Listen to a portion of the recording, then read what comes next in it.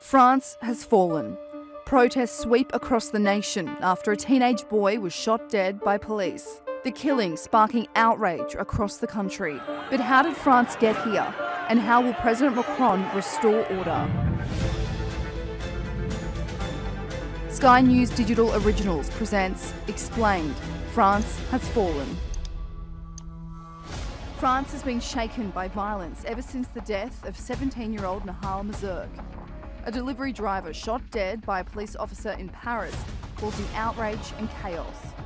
The victim's grandma was quick to call for calm. The people who are pillaging, stop. They're using Nahel as a pretext. No, they must stop. Destroying the shops, the schools, the buses. The mothers take the buses, we take the buses.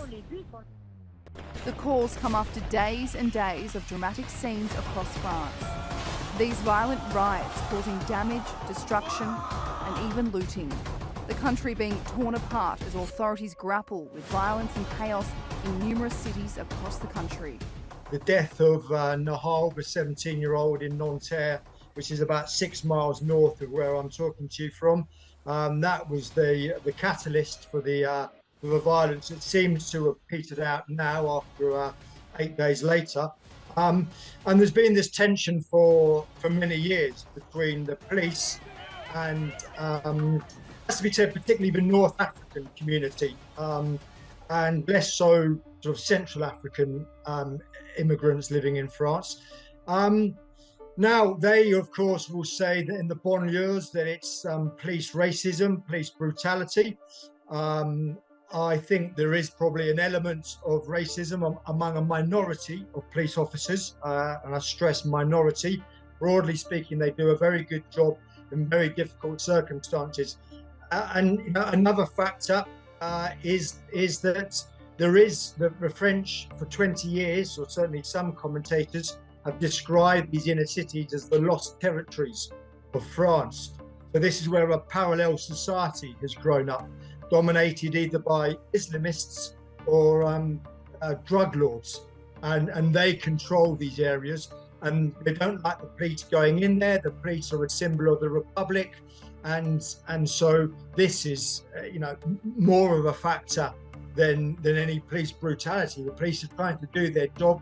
They're not allowed to do their job, and there's a lawlessness that has grown up, particularly in Paris, but in other cities too, Toulouse in the south, Lyon in the east.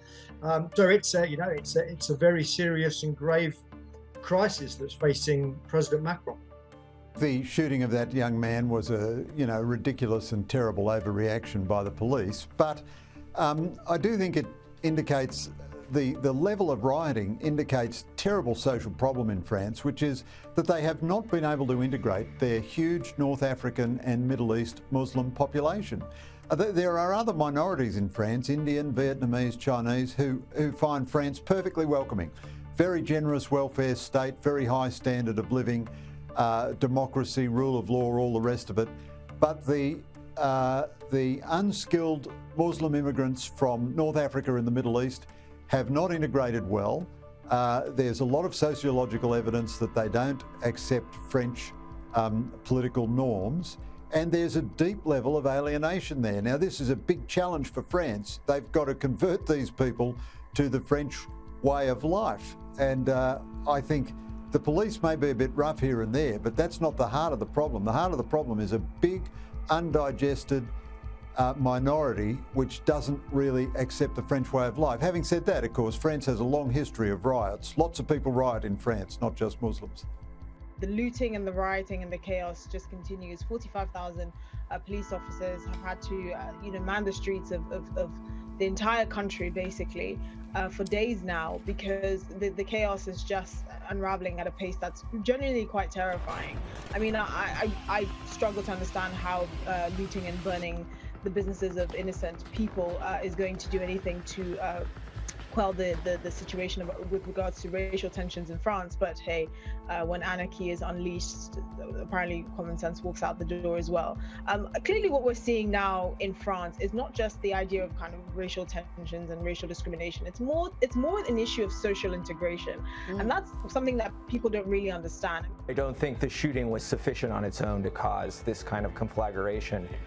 We have to look at those deeper reasons, in these suburbs that are populated by ethnic minorities, by Black and Arab immigrants. We've seen up to 40% youth unemployment.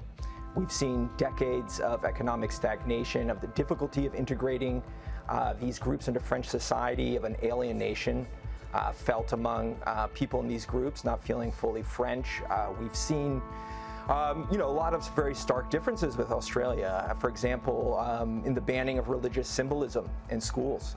Crucifixes, Muslim headscarves are not allowed under the principles of what the French call the Republican principles of liberty, fraternity, and equality.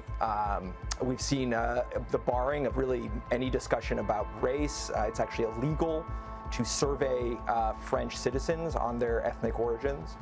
And a lot of differences in terms of the legal system. In Australia, police cannot require us to issue our identity documents with no grounds. That's possible in France, for example. Police have been authorized the last few years to shoot at moving vehicles, which is a response to the horrific terror attacks that happened in 2015. A lot of these tougher security measures are a response to these terror attacks, these concerns around terrorism. But police haven't had the right kind of training. The police themselves have complained about really just having online videos that they've been required to look at rather than any kind of individualized or practical training in these matters as well. There is deep concern in France. 2 years ago, over 1,000 retired army personnel, including 20 former generals, wrote an open letter to President Macron saying that we're on the brink of civil war, that parts of the republic are given over to the gangsters and Islamists and lawlessness, and you must do something about it. He hasn't. The government's just instead attacked the messenger, attacked these, sort of slandered these generals as being Colonel Blimp, sort of old fascists. They're not. They're people who love their country.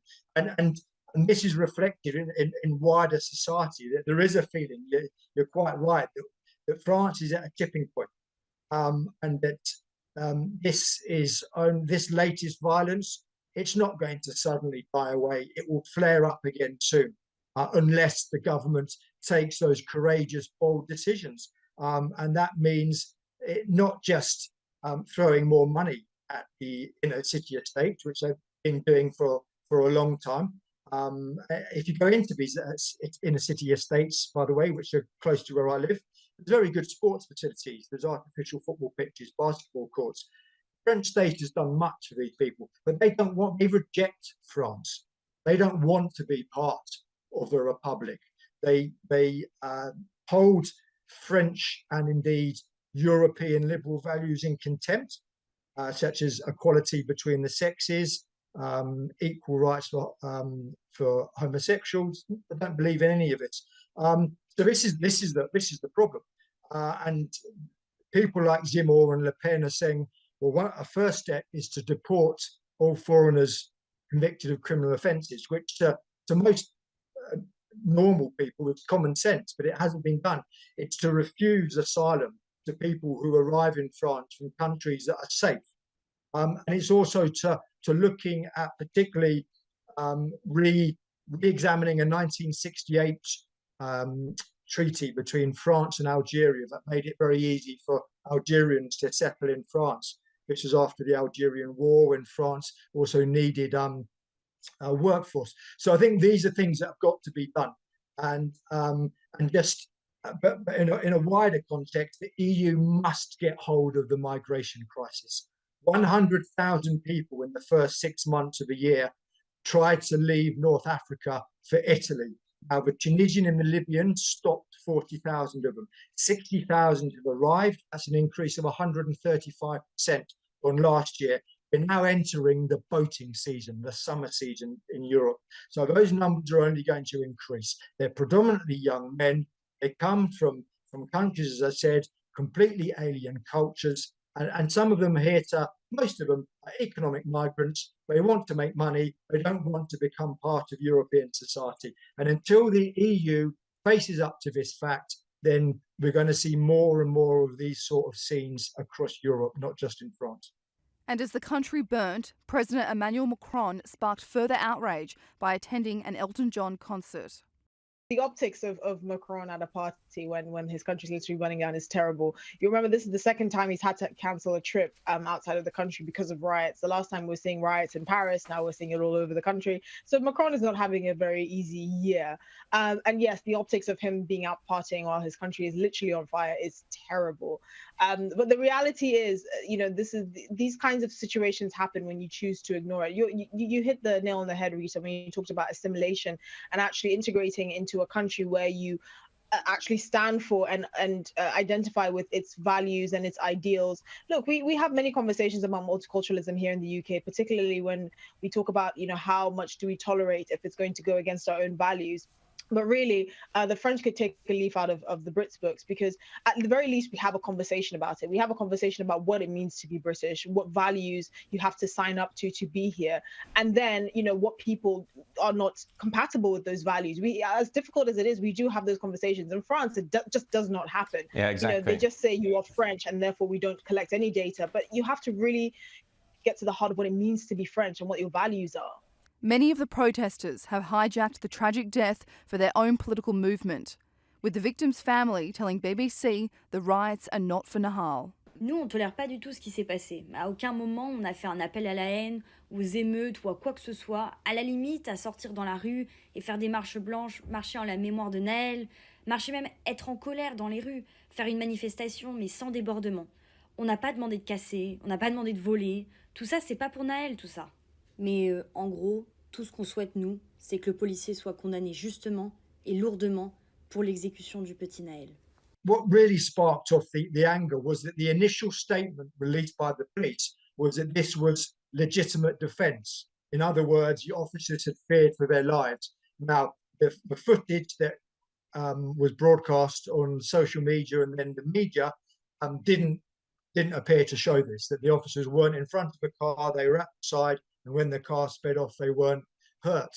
So that, there's obviously there a case for saying, well, the police lied and for anger, but that then within 48 hours, you had schools being attacked. 250 schools across France were either firebombed or vandalized in some way. 1,000 buildings in total. 6,000 cars have been torched. Many, of course, in working class areas and in areas where there is people of an immigrant background who need these cars to get to work, and it's madness. And so the violent rioters have alienated many of the people who should be on their side, who should be saying, well, is this a case of police brutality, of injustice? And suddenly they're finding that their cars are being burned, their shops, which are supermarkets, which employ a lot of local people in quite deprived areas, burned to the ground. So now we have 24 people out of work. It's just anarchy, and it's completely destroyed the initial cause, which was the death of a 17-year-old. And so it's been hijacked, that's right, by thugs on the estate, and also this element of the far left that just loves fighting the police and fighting the government. The demographics of communities has changed across France over recent years. More than 10% of the population now Muslim after a large influx of migrants. It's a complex and paradoxical situation, though. France actually doesn't have a policy of multiculturalism, and its declaratory policy is not to recognise minorities, but to treat everyone as a French citizen. Now, I think that's a good policy, but the situation in France shows you that the declaratory policy of a government doesn't matter much one way or the other. France also has a long tradition in its intellectual life, and on the left especially, of hatred of France. I mean, most of the great genocidal communists of the 20th century were educated in France by the French communists, Pol Pot, Ho Chi Minh, and so on. And the other point I'd make is that the other minorities in France, I mean, there are substantial Chinese, Vietnamese and Indian minorities in France who are tremendously successful. So I don't think immigration as such is a problem. I think immigration of the wrong people is the problem. And this big, illegal, unaccountable mass population transfer from North Africa and the Middle East from people who were always hostile to France, didn't want to become French people, but wanted to continue leading their Middle East lives, courtesy of the French welfare state, which is one of the most generous in the world. That is an enormous, intractable problem for France. It's been happening for 10 years. And again, it just shows the disconnect, not just in France, but in every European country, whether it's Britain, Germany, Sweden, between the majority of the public. And it's fascinating. If you look at opinion polls in Europe, in the UK, Germany, and France, they repeatedly show that about 70%, between 65 and 75% of those canvassed want something done about immigration. It's out of control, they believe, which it is. People are coming into the country, predominantly young men from different cultures, where homosexuals and women aren't viewed in the same way as they are in the West. And they want it controlled, they want it reduced. But the politicians continually refuse to do anything about it. Now, I think this is going to change even more in France. It was already beginning to change. In the last 9 months, there's been 2 horrific incidents. One was the rape and murder of a 12-year-old Parisian girl by an Algerian woman, allegedly in the country illegally. And then, of course, just a month ago, we had in Annecy a failed Syrian refugee ran amok in a playground and stabbed 4 babies. I'll repeat that, 4 babies. And you know, he shouldn't have been, he'd been refused asylum by Sweden, so he came to France. And that just shows you how the European system is broken. So it's not just France that needs urgently to do something about it, it's Europe. So far, there's no sign of anything being done. So what's the result? The result is that of the 27 countries in the EU, 21 are now governed by the right to some degree, whether it's the right wing or I don't like using the term far right, I think it's inaccurate, by the right wing or the centre right. Looks like Spain, there's an election in Spain in a couple of weeks, that's going to go from left wing to right wing. So this is what's going to happen. And of course, it allows Eric Zemmour, who campaigned in last year's French presidential election for zero migration. He's been very prominent in the last few days, saying more or less, I told you so, that we've got to do something about both immigration and Islam, particularly the political Islam that has been responsible for so many bloody attacks in France in the last decade. And I think, so this is what Macron needs to do. And yet his government for the last 9 months, as it's been promising since the death of Lola, I mentioned, which was in October, yes, we're going to do something about it. It hasn't, because it hasn't got the political courage. Comparisons and parallels of the recent protests across France have been made to the 2020 Black Lives Matter movement in the US. But the issues facing France and the European Union are very different to the United States. We really don't talk about the idea of social integration and what it actually means to have a sense of national identity and national pride. With the US, for instance, race is something that's always part of the national conversation. You know, you can never get away from it. They're always talking about race and racial discrimination and, you know, disparities and statistics and figures. In France, actually, it's actually legal to collect data with regards to anyone's ethnicity or race. So they actually have no data, you know, surrounding you know, anything to do with race or ethnicity. And so, you know, we usually call it an ostrich policy, where they, by not even mandating having that kind of data, you basically refuse to be able to talk about the problem because you don't have anything to go off of. But there's also the question of how ethnic minorities are socially integrated into France. So for instance, in France, you see a lot of ghettos scattered around many urban areas. and many suburbs, and they tend to be, you know, areas that are concentrated with ethnic minority communities that tend to be lower down on the socioeconomic scale. In the UK, that integration model doesn't actually exist. So you can be in a really posh area like Kensington, for instance, and, you know, run across a block of council flats. And the whole ideology and the method to the madness there is you have to have different groups of people, regardless of where they are socioeconomically, integrate in a community. And in France, that attitude just doesn't exist. I mean, I lived in France, and I can testify to this, you know, firsthand. And the reality is, the French have really been ignoring the boiling pot that is racial tensions for too long, mainly because they don't collect data on it, but also because they simply refuse to talk about it. I've been covering for the Spectator the Yellow Vest protests of 2018, predominantly a working class revolt against the imposition of a green fuel tax that was seen as yet another example of an out-of-touch Parisian elite. And they started off peaceful but became violent. And then the 2021, the protests that emerged from COVID, out of COVID, particularly Macron's introduction of a COVID passport, that in effect shut out those members of society who refused to have 3 jabs. I was among those people. I had 2, but I refused to have a 3rd, and suddenly I wasn't able to go into bars, restaurants, cinemas, sports stadium, etc. And then, of course, we had in March and April the protests that turned very violent against the pension reform, raising the age of retirement from 62 to 64. And then these are followed more or less straight on, though. So, yes, they're becoming more violent.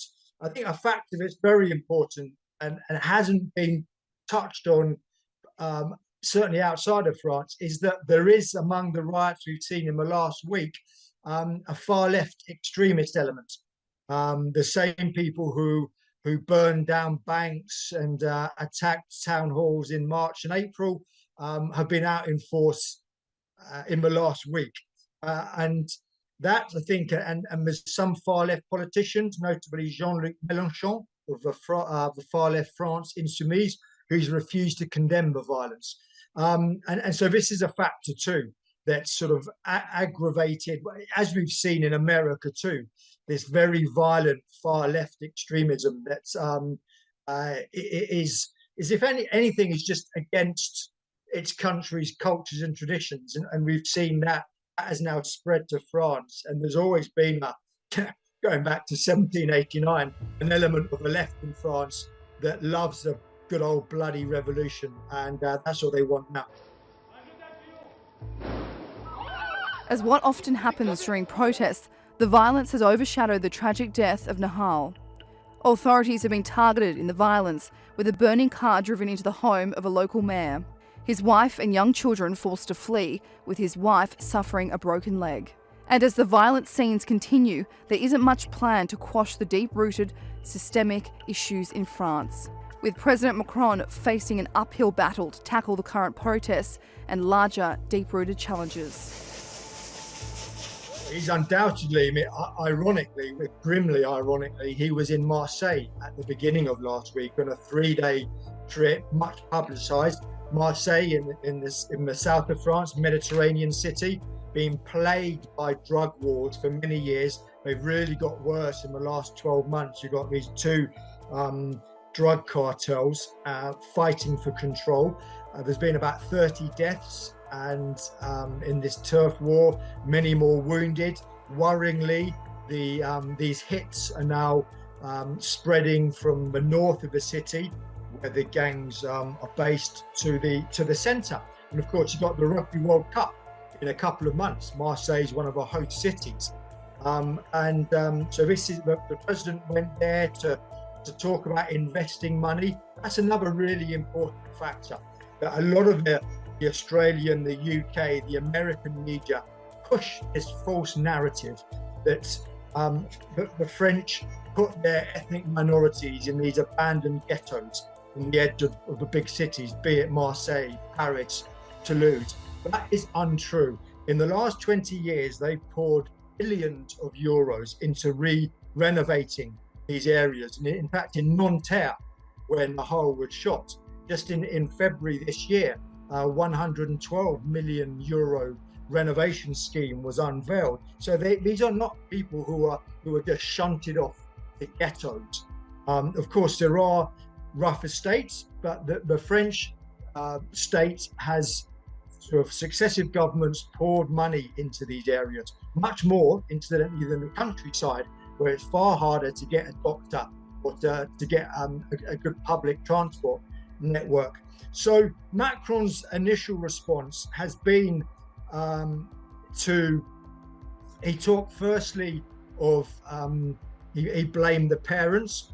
That's naive. A lot of the parents on these estates work very hard, often 2 jobs, cleaning jobs. They leave the house at 6 in the morning. They get back at 9 o'clock at night to cook food on the table for their children. It's often the big brothers who are running the family. And the big brothers may be involved in some of the trouble themselves. Macron then blames social media, and indeed there are reports today in the French press that he's considering if there's any further violence of blocking some of the social media sites. But this is very superficial, and it's not getting to the heart of the problem. And the heart of the problem, as I mentioned earlier, is this parallel society that has grown up within France, the lost territories. And politicians have known about this for 20 years, but they've done nothing about it. Whether they're Sarkozy on the right, François Hollande on the left, Macron centre, he is now reaping really the cowardice of his predecessors. And is it too late to do anything about it? I mean, I think many people in France, particularly on the right, whether it's Marine Le Pen, Eric Zemmour, say yes, it's far too late to do something about it. Other people, Eric Ciotti, who's the leader of the centre-right Republicans, has for a couple of years been saying we need to send the army into these estates to take back control. And I think more and more French people, there's a poll last week in C News, which is, I guess, the closest in France to Sky in Australia, and 70% of people back the idea of sending in the army. So I think that, we are now reaching that stage where tough measures need to be taken, that the age of prevarication, of just sort of kicking the can down the road is over, because this will happen again.